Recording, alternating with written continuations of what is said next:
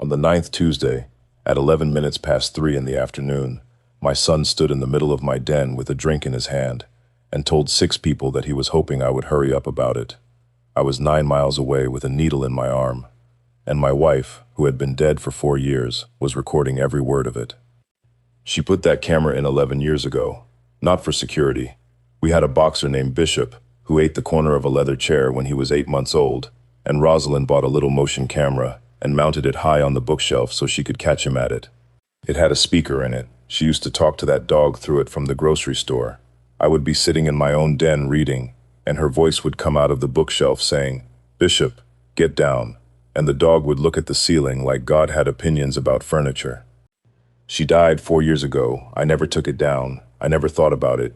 It ran the way a refrigerator runs, and it wrote to a little hard drive in a shoebox in the hall closet behind the winter coats, and it held about 11 weeks before it started writing over itself.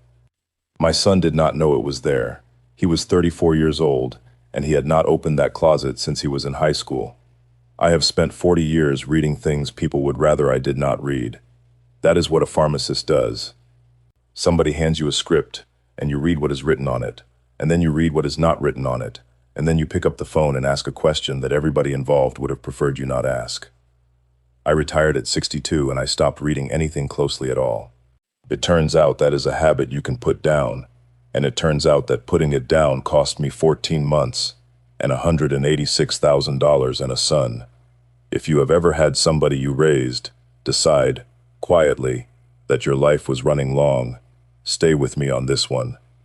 Subscribe before you go any further, because I tell one of these every single day and you are going to want the next one.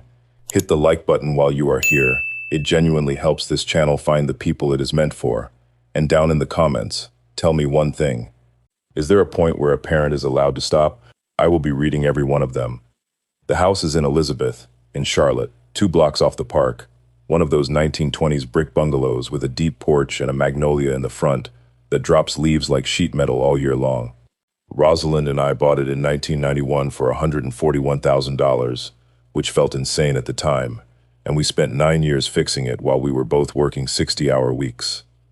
I had 11 drugstores by the end, Ashby Drug. The first one was on Central Avenue, and I bought it from a man named Prosper Van when I was 31 years old, with a loan I got because he co-signed it himself, which is a kind of thing that used to happen, and mostly does not anymore. I added a second one 4 years later. By the time I was 55, there were 11 of them across Mecklenburg and Union County, and I knew the name of every technician in every one of them. I sold the whole chain when I was 62 to a regional group for a number that meant I was never going to have to look at a price tag again. Rosalind and I had 11 months together after that closing before she got sick, and she was gone 8 months after the diagnosis. And if you want to know what I would trade that money for, it is a very short conversation. So when people say I am well off, they are correct, and I would like the record to reflect that I bought it at full price. The kidneys were not a surprise, exactly. Blood pressure I had managed badly for 20 years, because I was a health professional, which is the single worst kind of patient there is. I knew the numbers, I knew the drugs, I could tell you the mechanism of action of every antihypertensive on the market, and I could not tell you the last time I had taken my own reliably. By 65, my numbers were where they were. A nephrologist named Dr. Amrita Kanwar sat me down and used the phrase, "We should be talking about access," which is the most polite sentence in medicine. Access means a surgeon opens your forearm and connects an artery directly to a vein, so that the vein grows thick and strong enough to take a needle 3 times a week for the rest of your life. I have a fistula in my left forearm. It has a pulse in it you can feel through a shirt sleeve. They call it a thrill. When it is working right, it buzzes under your fingers like a cat. I started dialysis at 66, Tuesday, Thursday, Saturday, at a unit off Randolph Road. First chair, 6 in the morning on Saturdays, and 8 in the morning on Tuesdays and Thursdays. 4 hours in the chair, plus the hour on either end, plus the drive. Nobody tells you about the afternoon. They tell you about the needles and the schedule and the diet and the fluid restriction. Nobody sits you down and says that when they take 4 liters off you in 4 hours, your body will spend the rest of that day trying to figure out what happened, and you will get home at 1 in the afternoon and sit down in a chair and not get up until dark. That is the window. 8 in the morning until about 1. I was gone. And from 1 until whenever the room stopped tilting, I was in a recliner in the back bedroom, with the shades down and the door shut. 3 days a week, a house with nobody awake in it. My son's name is Wendell Ashby III. Everybody has called him Trey since he was 2 days old. He is 34. He is the most likable person I have ever been related to. If you are picturing some sullen, grasping character, you are picturing the wrong man entirely. Trey walks into a room and the room gets better. He remembers your dog's name. He remembers the surgery you had. He asks about it 8 months later, unprompted, and he means it. I have watched him make a waitress laugh so hard she had to walk away from the table. He also has never held a job longer than 14 months. There were a lot of them. Commercial real estate, twice. A liquor distributor. A boutique gym he was going to have equity in. A friend's startup that did something with restaurant logistics. Every one of them started with a phone call where he was more excited than I have ever been about anything in my life, and every one of them ended with a story in which he was the reasonable person and somebody else had behaved unprofessionally. And every single time, in the gap between one thing and the next thing, there was money from me. I am not going to sit here and pretend I did not build that. I did. Rosalind and I lost a daughter at 19 weeks, 3 years before Trey, and I do not think either of us ever entirely recovered from it. And when he arrived, we held him like he was made of glass. And then I worked 11 stores and I was gone 6 days a week for 20 years, and the way I stayed a father from a distance was that I paid for things. He got a car at 16, he got another one at 19 after the first one. 2 universities, neither finished. A condominium on East Boulevard in Dilworth, which was supposed to be a 2-year arrangement while he got the real estate license, and which was in year 9. I taught him, over 34 years, with total consistency, that the floor does not come up to meet you because there is no floor, there is just me. And then I got sick, and for the first time in his life, the money had somewhere else to be. Here is the part that made it possible, and I would ask you to pay attention to it, because it is the only decision in this entire story that I still believe was correct at the time. When I started dialysis, I could not drive myself on Tuesdays and Thursdays for the first 2 months. I could not stand in a pharmacy line. I had 11 prescriptions, and 4 of them changed every month depending on my labs. The yard service came the second Wednesday. The pest people came quarterly. There was a woman who did the house every other Friday. Somebody had to be able to pay for things. So I called the bank and I added my son as an authorized user on the card, not a signer on my accounts. Not power of attorney, an authorized user on one credit card, so he could pick up my tacrolimus and pay Ernesto for the yard. He was good about it too. That is the thing. For the first 6 weeks, he was genuinely, reliably good. He picked up every prescription. He brought me a sandwich I did not ask for. He sat in the chair by the window on a Thursday afternoon and talked to me about nothing for an hour while I could not keep my eyes open, and when I woke up, he had done the dishes. I have thought about those 6 weeks a great deal. I do not think he was performing. I think he was actually trying. And I think somewhere in week 7 he had a Tuesday where he came by at 11, and I was asleep and the house was empty, and quiet, and beautiful, and full of things, and something in him did the arithmetic. Deja Whitlow works the pharmacy counter at a chain store on Providence Road, and the first time I ever spoke to her she was 19 years old, and she saved me a phone call. I had a script for a phosphate binder, and the strength on the label did not match what Dr. Kanwar and I had talked about on Monday. I noticed it in the car. I went back in with the bag in my hand, prepared to be the difficult old man at the counter, and before I got a word out, the girl behind the register said, "Mr. Ashby." I pulled that one back. The strength changed and the label printed off the old profile. I already called and they are sending a corrected script. She had caught it herself, 19 years old, a technician, 8 months on the job. She had looked at a label and looked at a profile and seen that they did not agree, and instead of handing it to me and going home, she had picked up a phone. I have hired maybe 400 people in my life. I know exactly what that is worth and I know exactly how rare it is. I asked her where she went to school. She said she was doing 2 classes at Central Piedmont and working 32 hours, and that she wanted to do the pharmacy program eventually, but the eventually was doing a lot of work in that sentence. Then she said, "You live over on my street, the brick one with the magnolia. My grandmother is Cora Whitlow, 4 houses down. Her mother died when she was 11. Her grandmother raised her. There is no father in the story, and I never asked. It became a Thursday thing without either of us deciding it. She would come by after her shift and take Bishop around the block, because Bishop was 11 by then, and arthritic, and I could not do the hill on Thursdays. Then it was Thursdays and Saturdays. Then she started sitting on the porch afterward for 20 minutes, and I would talk to her about pharmacokinetics, because I am who I am, and she would actually listen, and then she started asking questions that were better than the ones I get from people with degrees. She never asked me for one thing, not once. Not one time in 2 years. I know how this sounds from outside, so here it is plainly. She did not know what I have. She did not know about the sale of the business.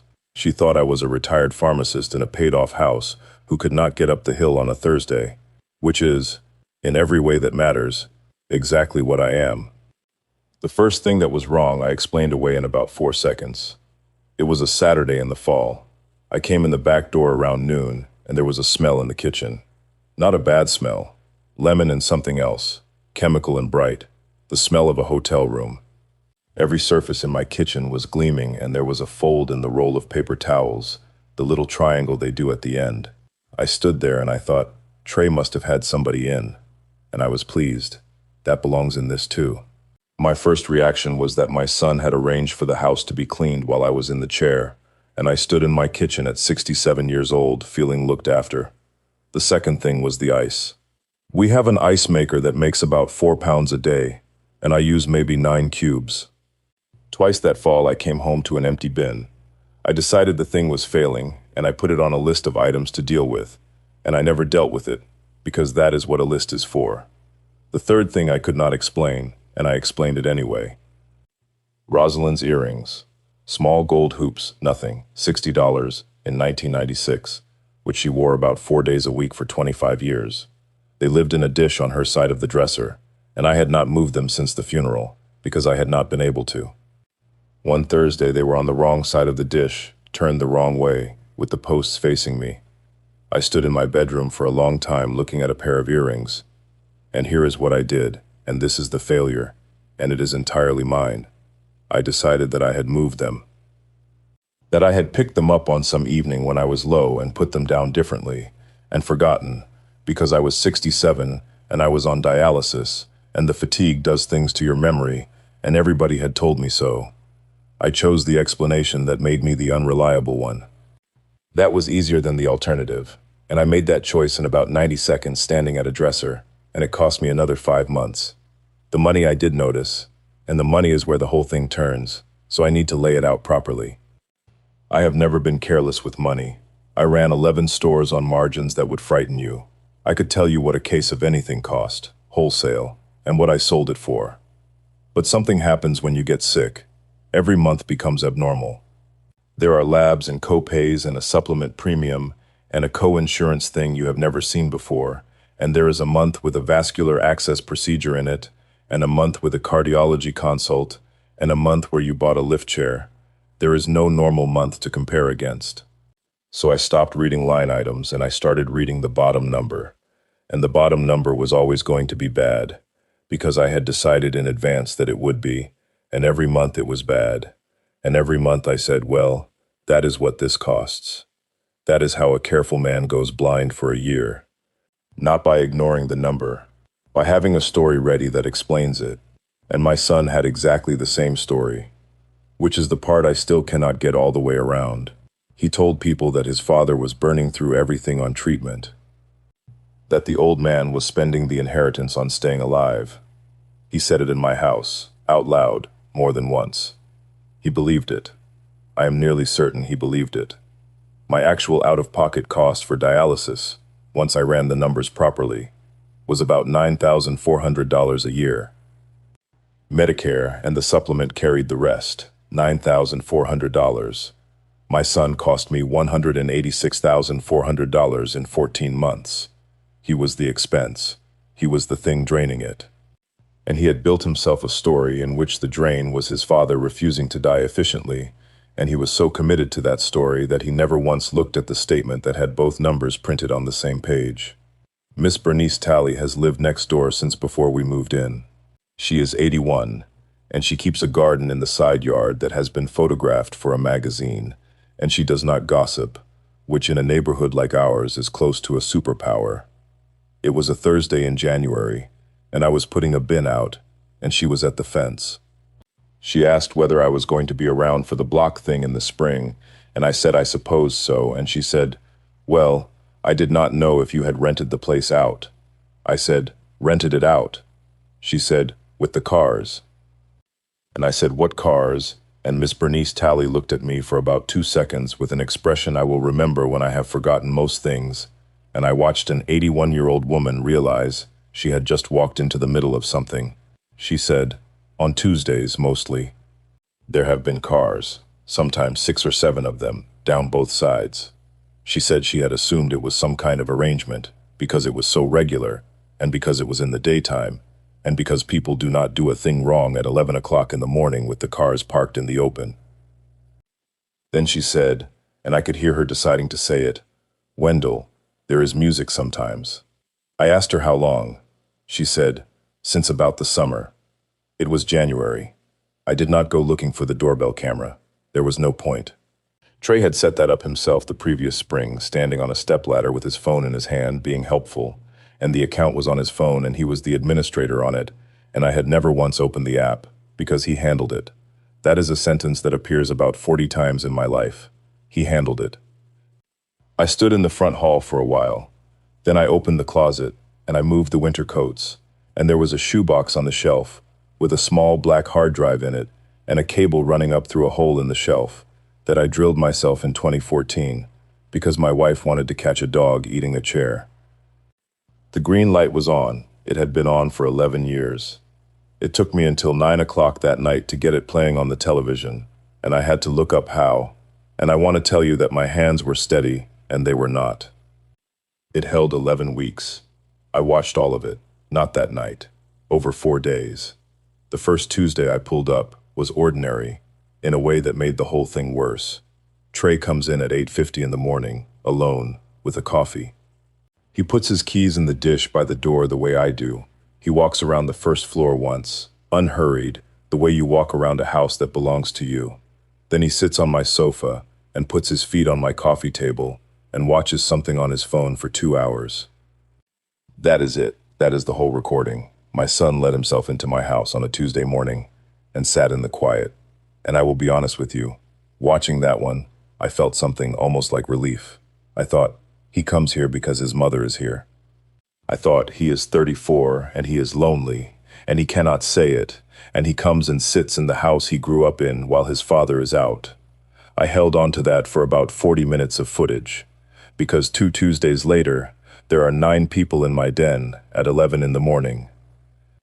There is a folding table. There is a speaker on my bookshelf, 6 inches from the camera nobody could see. There is a woman I have never met sitting on the arm of my wife's chair. Somebody has moved the ottoman, and Trey is doing a tour. That is the thing I could not get past. He is walking backward through my house with a drink in his hand, doing a tour, and I can hear every word of it because Rosalind bought a camera with a microphone in it so she could tell a dog to get off the sofa. He shows them the built-ins. He tells a story about the Magnolia. He tells them the kitchen was gutted in 2004, and he says we did it that way on purpose, we. And he was 14 years old and in Myrtle Beach when we did that kitchen. And a man asks him what the square footage is, and my son says a number, and it is the correct number. I sat in that room, on that sofa, watching a man in my house tell people the square footage of my house, correctly, and I understood that he had looked it up. There are 11 Tuesdays on that drive, and there are people in the house on 9 of them. The cleaning service is on the drive too. That was the part that made it a system rather than a habit. Every single Tuesday, between 1:30 and 2 in the afternoon, 2 women in matching polo shirts come through the front door with caddies and a vacuum, and they reset my house in about 50 minutes. They know where things go. They straighten the ottoman. One of them fixes the fold on the paper towels. They were being paid on my card, on a recurring weekly charge, and the charge had been on my statement 58 times.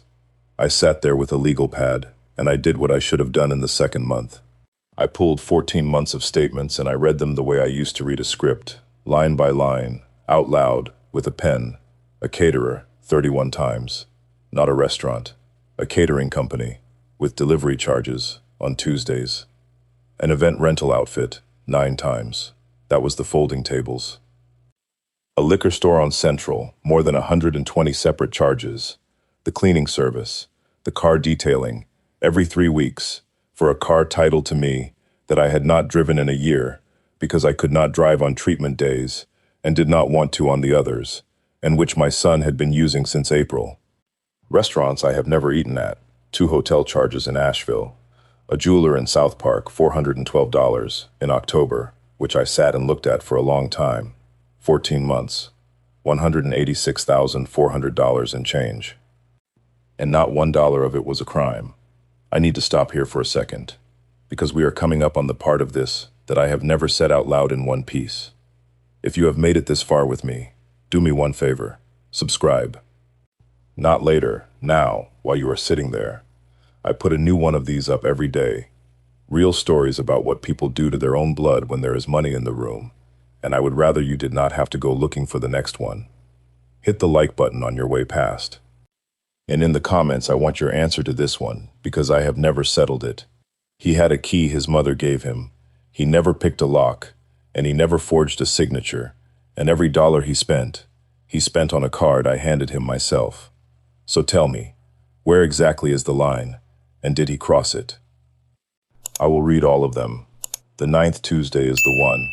It is 11 minutes past 3 in the afternoon, which means it is late in the day for one of these, and the cleaners have already been and gone, and most of the people have left. There are 6 of them in the den. Trey is standing by the bookshelf with a drink, close enough to the camera that his voice comes through the television like he is in the room with me. Somebody asks him about the house, not in a curious way, in the way people ask when they have asked before and are checking on the progress of something. And my son says that it is a matter of time. Somebody laughs and says something I cannot make out. And Trey says, "No, look, I love the man, but he is 67, and he is on a machine 3 days a week, and he is spending it. He is spending all of it. Every month there is another number." And I said to myself at some point, that money was for something. Nobody says anything. And then he says it. He says, honestly, at this point, the kindest thing that could happen for everybody is that it goes quick. For him too. For him too. And a woman's voice says, "Trey." And he says, "What?" Everybody is thinking it. I stopped the recording. I sat in that room, in the dark, with a legal pad on my knee and a pen in my hand, and I could hear the refrigerator running in the kitchen. I would like to tell you that I broke something. I did not do anything. I sat there for about 40 minutes and then I got up and I let the dog out and I stood in the backyard in January while he did what he needed to do, and then I let him back in and I went to bed and I got up the next morning at 6 and went to dialysis because it was a Thursday. You do not get to skip it. That is the thing about this disease that people do not understand. Whatever has happened to you, whatever you have just found out, on Thursday morning you are in the chair. The world does not adjust. I sat in that chair for 4 hours the morning after I heard my son say that, and a nurse named Juanetta asked me if I was doing all right because I was quiet, and I told her I had not slept well. Now I have to tell you about the key, because everything I did afterward, I did with this sitting on top of it. Rosalind had 8 months from the diagnosis. The last 6 weeks were at Levine, and there was a stretch in there where she was very clear, clearer than she had been in a month, and she used it. She got us both in the room at the same time, which she had to work at, because Trey was 29, and he did not do hospitals well. He would come and stand near the door. She made him come sit down on the bed, and she said to him, "Your father is going to be here by himself, and he is going to be here by himself for a long time, and he will not call you." She said, "He will not call you when something is wrong. He will not call you when he falls. He will not call you when he is sick, because he will not want to be a bother, and because he is proud in a way that will kill him." And she said, "So you do not wait for him to call." And then she took a key off her own ring, the little brass one, worn smooth. She put it in his hand and she closed his fingers over it, and she said, "You look in on him. You do not ask permission. You use this." He cried. He is not a man who cries, and he cried. And she turned to me and she said, "And you are going to let him?" I said I would. That is where the key came from. That is the entire origin of my son's access to my house. It was not a spare I gave him. It was his mother's key off his mother's ring, handed to him by a woman with 6 weeks to live, so that he would find me if I went down. He used it about 400 times. He never once came on a day I was home. Not once. I checked. I went back through everything I had and I checked, and in 11 weeks of footage he entered that house on 11 Tuesdays and 2 Thursdays and 1 Saturday, which are the exact days I am gone, and he did not enter it a single time on a Monday, Wednesday, Friday, or Sunday. There is no version of that which is an accident. A man who is looking in on his father comes when his father is there. A man who never comes when his father is there is not looking in on his father. He is checking a room. And that is what broke it for me. Not the money, and not even the sentence in the den, although the sentence in the den is what I hear at 4 in the morning. It was the calendar. It was the fact that my wife's last act of love was engineered, deliberately, into a schedule.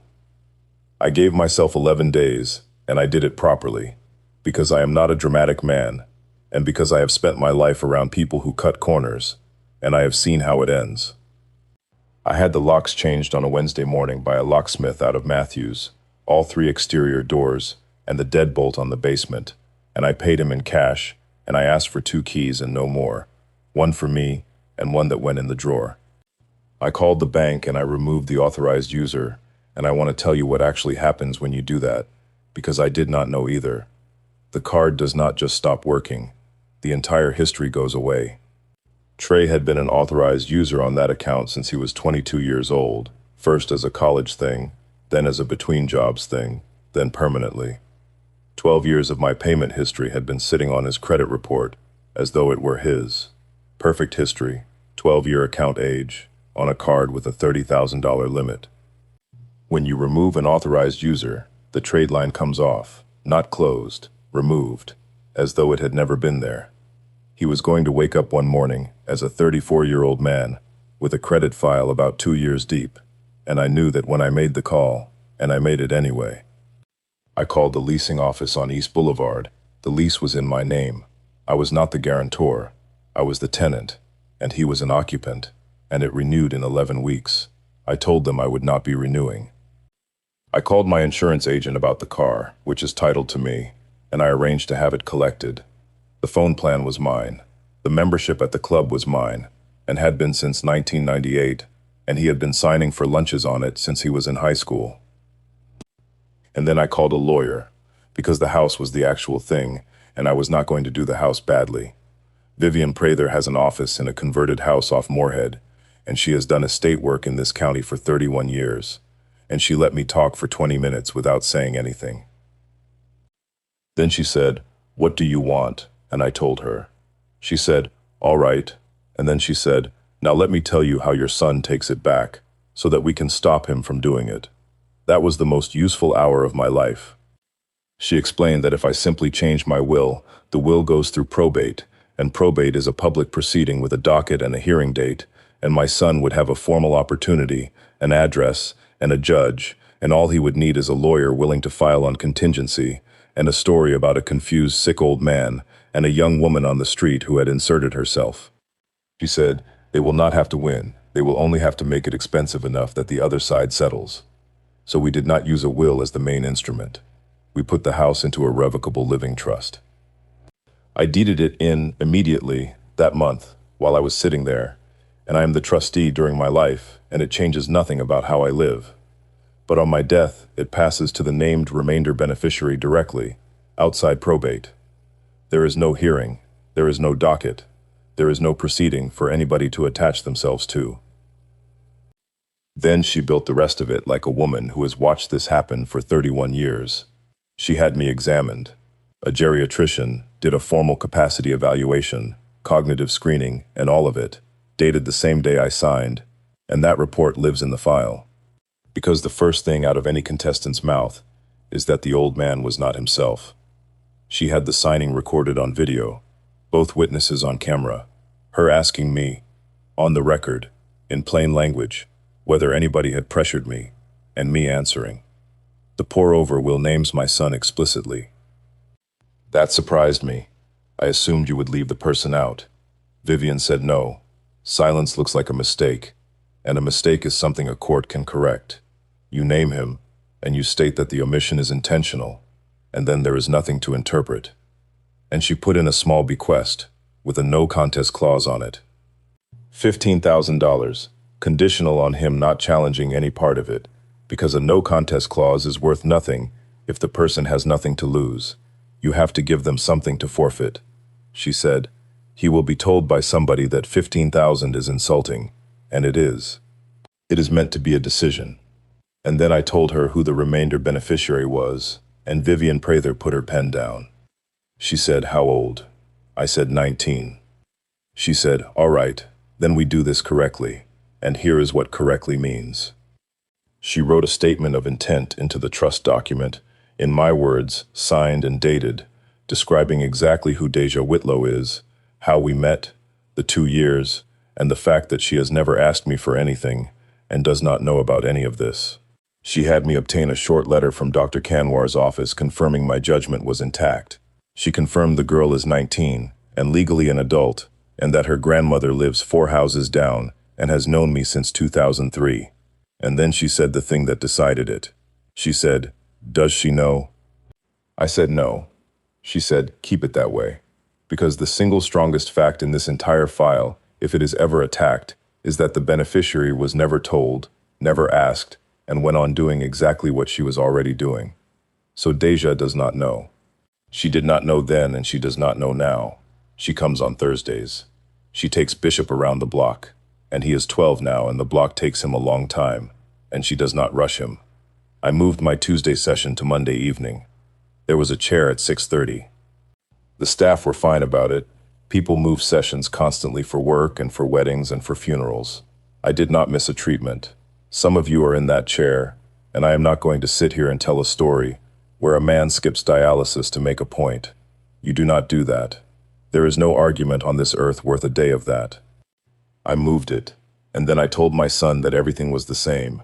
He called on the Sunday, and I said the usual things, and he asked how Tuesday was looking, which he had never once asked me before, and which I had never noticed until I was listening for it.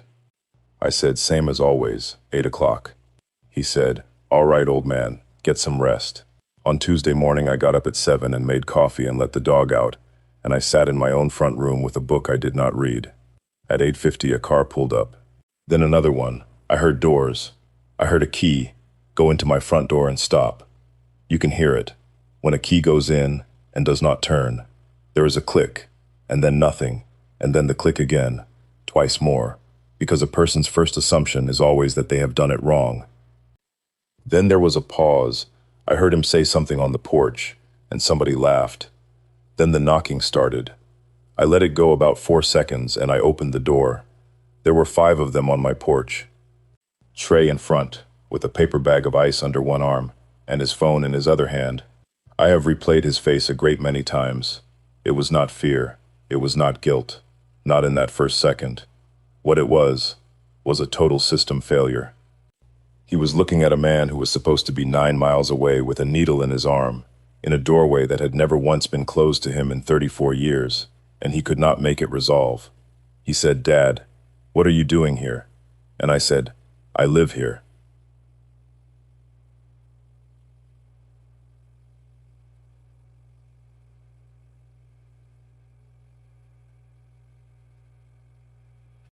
Nobody moved. There was a young woman at the back of the group who had already started down the steps. He said, I thought you had treatment. I said, I know you did. And then he did the thing that told me everything about how long this had been going on. He recovered. Inside of about 3 seconds, my son put a smile on and said, well, good. This is great. We were going to hang out. You should hang out with us. He gestured at the people on my porch with a bag of ice, like he was introducing me to guests in my own house. I said, everybody needs to go home. They went, fast and quietly, the way people do when they suddenly understand what they have been part of. One of the men said, sorry, sir, very quietly, on his way past me down the steps. He did not look at me. Trey stayed on the porch. He said, are you serious right now? I said, come inside. He came in, and I shut the door, and I said one sentence to him, and it is the only thing I said to him that day. I said, your mother gave you that key, so you would find me if I fell. He started to talk. I said, no, go home. I will call you. He stood in my front hall for a second, and then he laughed, one syllable, in disbelief, and he said, unbelievable, and he left. That laugh is the reason for everything that came after. Because if he had said anything else, if he had said one true thing standing in that hall, I do not know what I would have done. I am not a strong man about my son. I have never been. But he laughed. In my front hall, 40 minutes after his key did not work, he laughed at me. I called him 11 days later, after everything was signed, and I did it on the phone, and not in person, and I know how that sounds. I did it on the phone because I am 67, and my hands shake now, and I did not trust myself in a room with him. I told him the card was closed and his access to it was gone. I told him about the lease. I told him about the car. I told him about the phone and the club. And I told him the house was in a trust, and he was not the beneficiary. He said, what does that mean? I said, it means it is not going to come to you. Not now and not later. There was a long pause, and then he said, who? I said, that is not something I am going to tell you. He said, who, Dad? I said, I am not going to tell you, and I am not going to tell you at any point, and if you ask me again, I am going to hang up the phone. He asked me again, and I hung up the phone. He was arrogant for about 8 weeks.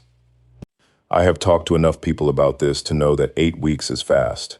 Most people in his position hold out for a year. Some of them never come down at all, and die at 70 still explaining to somebody at a bar what their father did to them. He came down in 2 months, and I know why. He came down because he had never once, in 34 years, been at the bottom of anything long enough to learn what it felt like, and so he had no calluses. A man who has been broke before knows how to be broke. He had no idea. The first 2 weeks he was expansive about it. He told people I was not well.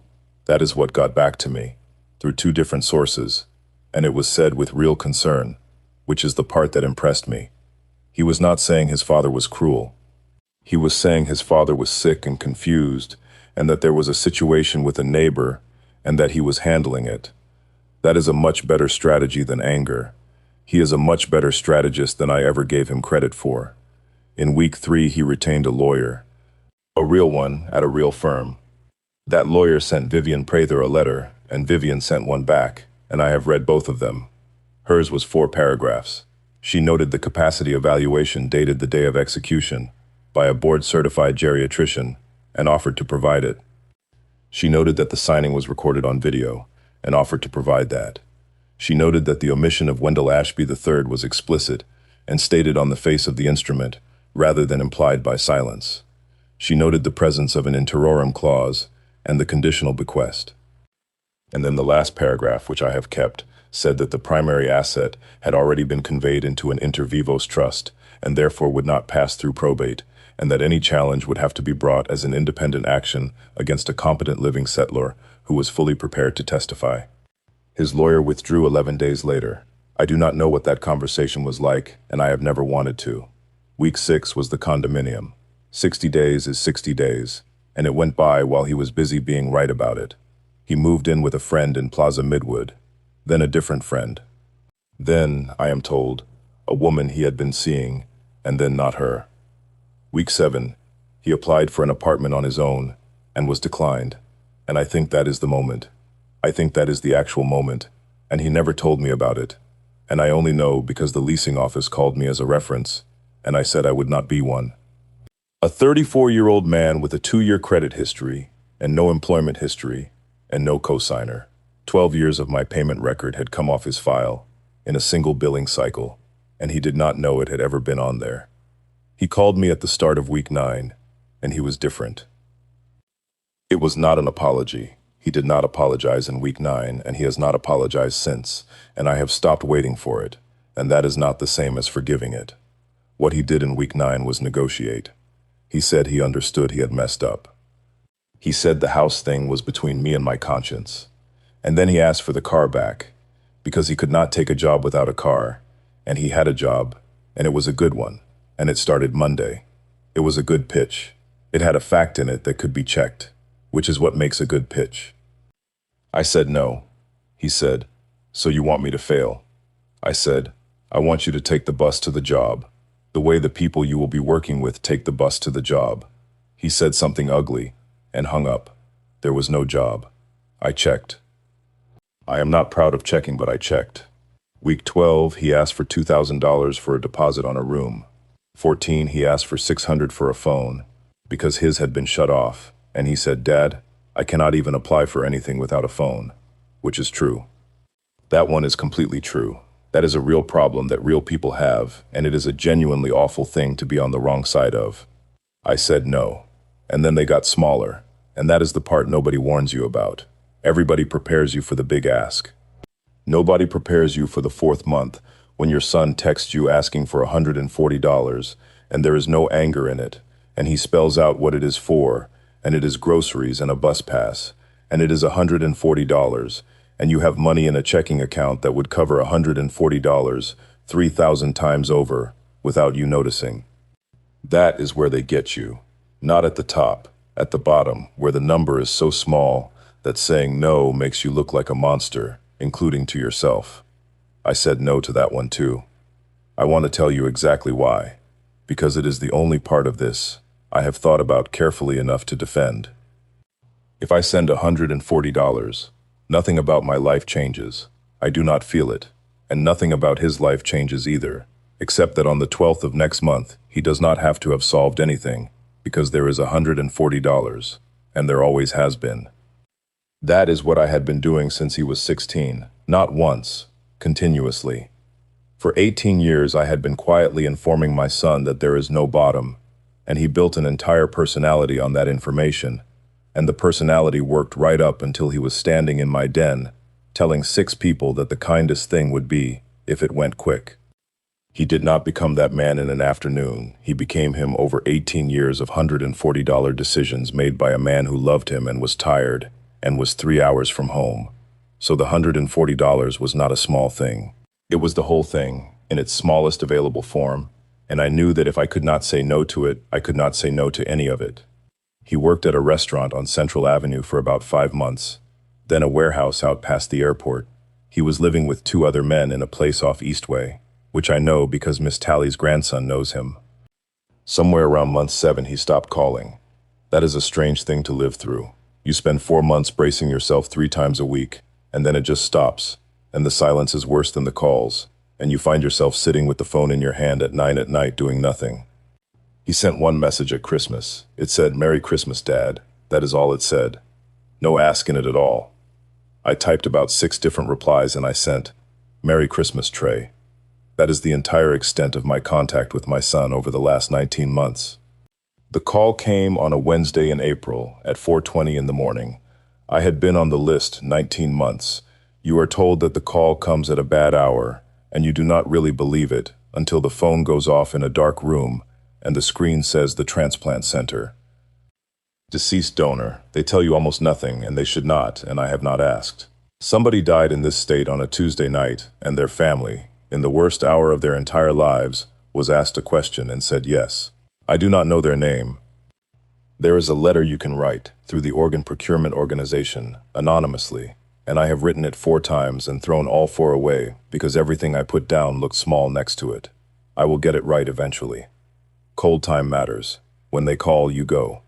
I called Deja. I did not call her because she was the beneficiary of anything, because she did not know she was and still does not. I called her because it was 4:20 in the morning and she lives 4 houses down, and she is the person who takes my dog around the block, and when I think of who is in my life, she is in it. She was in my driveway in 6 minutes with her coat over pajamas and her grandmother's car keys, and she drove me to the hospital doing about 9 miles an hour over, and she asked me twice whether I had my folder, and I had my folder. She stayed the whole day. She called her manager from the parking deck and moved a shift. She sat with Bishop that night and the 4 nights after, 9 hours in surgery. The kidney worked in the room, which is not a thing you can count on, and the nephrology fellow told me about it afterward with the exact expression of a person who still finds this astonishing, which I hope he never loses. I am on tacrolimus and mycophenolate and prednisone, and I dispensed all 3 of those drugs for 30 years, and I could tell you their side effect profiles in my sleep, and I want to report that. Knowing everything about a medication does not help you one bit when you are the one taking it. I have not been in a dialysis chair in 14 months. I go back to the unit off Randolph Road twice a year, because Juanetta made me promise, and I bring things, and I sit with people in the chairs for a while. There is a man named Hollis in the second row who has been on that machine for 9 years and is still waiting, and I do not tell him about my kidney unless he asks, and he always asks, and he is always glad, and I do not know how he does it. Trey does not know about the transplant. I have thought about whether that is cruel. I have decided it is not, on the grounds that he has not called in 19 months, and there is no obligation to broadcast. I made a will change afterward that I want to mention, because it is the only thing in this story that softened, and it did not soften in the direction people expect. I removed the $15,000 conditional bequest. Vivian argued with me about it. She said the no contest clause is worth more with something attached to it. She was right on the law, and I did it anyway. And I did it because after 14 months I understood that the $15,000 was not a legal instrument. It was a door I had left open, so that I could tell myself I had left a door open. So now the pour-over will names him and states that the omission is intentional, and there is nothing attached to it. If he wants to litigate it, he can. He would have to sue a living man who is currently healthier than he has been in a decade, and who has a video recording of himself being asked, on camera, by an attorney, whether anybody had pressured him. Deja is 21 now. She got into the pharmacy technician certification, and she is doing prerequisites, and she works 30 hours instead of 32, and I helped her with organic chemistry twice at my kitchen table, and I was not good at it, which she found extremely funny. She still comes on Thursdays. She still does not know. Her grandmother does not know. Nobody knows except Vivian Prather, and the 2 witnesses on a video in a file drawer off Moorhead. She takes Bishop around the block, and he is 13 now, and cannot do the front steps at all anymore. So I carry him down, and she brings him back up, and that is our arrangement, and neither of us has ever discussed it. Last Thursday she was on my porch afterward, and she said, out of nowhere, that she had been thinking about applying to the actual pharmacy program, the 4-year one, but the number was the number and she did not know. And I said, apply, and we will worry about the number when there is a number. And she said all right and drank her drink, and that was the end of it. I have spent 40 years handing people medication across a counter, and the thing I learned that I did not expect to learn is that most of what goes wrong with people goes wrong slowly, and everybody around them can see it, and almost nobody says anything, because saying something is rude and waiting is polite. I watched my son become a person who could stand in my den and say what he said, and I watched it happen over 18 years, and at every single stage there was a version of me who could have made it stop and did not, because he was my boy, and because I was tired, and because the amount was always small enough to just handle. That is what people mean when they say they spoiled a child. They do not mean toys. They mean that they removed, one small decision at a time, every opportunity that child had to find out what things cost. And here is the part I would leave you with, because it is the only thing I know now that I did not know 2 years ago. Everybody is going to tell you that cutting off your own child is the thing you will regret. They will say it kindly. They will say, he is your only one. They will say, you will not get these years back. They will say, what if something happens to him? And they are not lying to you. All of that is true. I do think about it. There is a specific hour, somewhere around 4 in the morning, when I am fairly sure I have made a terrible mistake, and it arrives most nights, and I have learned that it leaves again around 6. But here is what none of them will tell you. I did not cut my son off to punish him. I have no interest in punishing him, and it would not work if I did. I cut him off because I finally understood that I was the last thing standing between my son and his own life, and that as long as I was there, he would never once have to meet it. There is no version of this where I help him and he becomes a man. I tried that version for 18 years. I have the receipts, $186,000 of them in 14 months alone. The only thing I have left to give him is the thing I withheld his entire childhood, which is the actual weight of his own decisions, and I can only give it to him by not being there. Maybe he picks it up. Some of them do. I know men in their 40s who are exactly what he is and are not anymore. And maybe he does not, and he is 56 years old in a bar somewhere, telling a stranger what his father did to him. That is not up to me. It never was. It stopped being up to me a very long time ago, and I just would not put it down. My wife spent her last clear afternoon putting a key in our son's hand and asking him to find me if I fell. I fell. He was in the room. He was in the room 3 days a week for 14 months, and he was there because I was not. If you got something out of this one, subscribe before you go. That is the one that matters. I put a new story up every single day, and the next one is already written. Hit like on the way out. It genuinely helps this reach the people it is for. And in the comments, I want the honest answer, not the nice one. $140, groceries and a bus pass, your only child. Would you have sent it? I read every single one of them. I will see you in the next one.